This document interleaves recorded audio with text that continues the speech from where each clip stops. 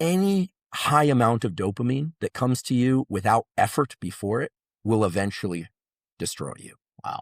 Or bring you close to destruction. So something that just feels so good that all you had to do was open a package. All you had to do was take a pill. Or open a website. That is the slippery slope. I'm not a huge UFC fan, but I've been to a few fights and it's fun.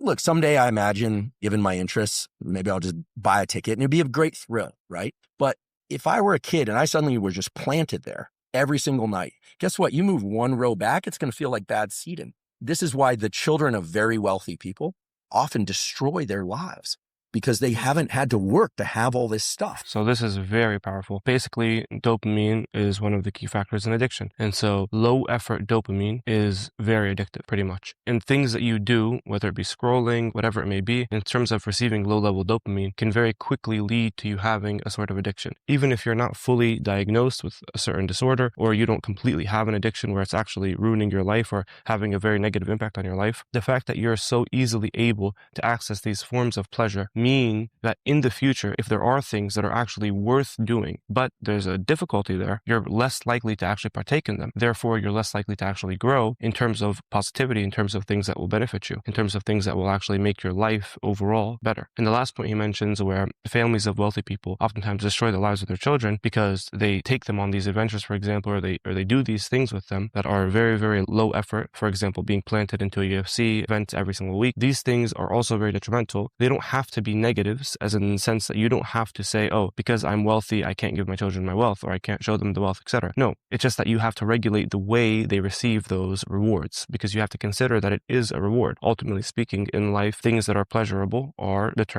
classified as rewards. Therefore, these things that your children might receive often and constantly could really negatively affect their emotional regulatory state. It could affect their central nervous system. It could make them highly excitable because they're so used to certain things happening and they're not happening. As we said before, routine and consistency breed comfort and they breed relaxation. So you have to realize that regulating these things for them. So if you do XYZ things, which is difficult, which is taxing on that young person, young individual, then you receive XYZ rewards. This could actually help them regulate whatever it is that they're going to be rewarded with and whatever it is that they're feeling in terms of spikes of dopamine, but also having to put effort in for them to actually receive that dopamine.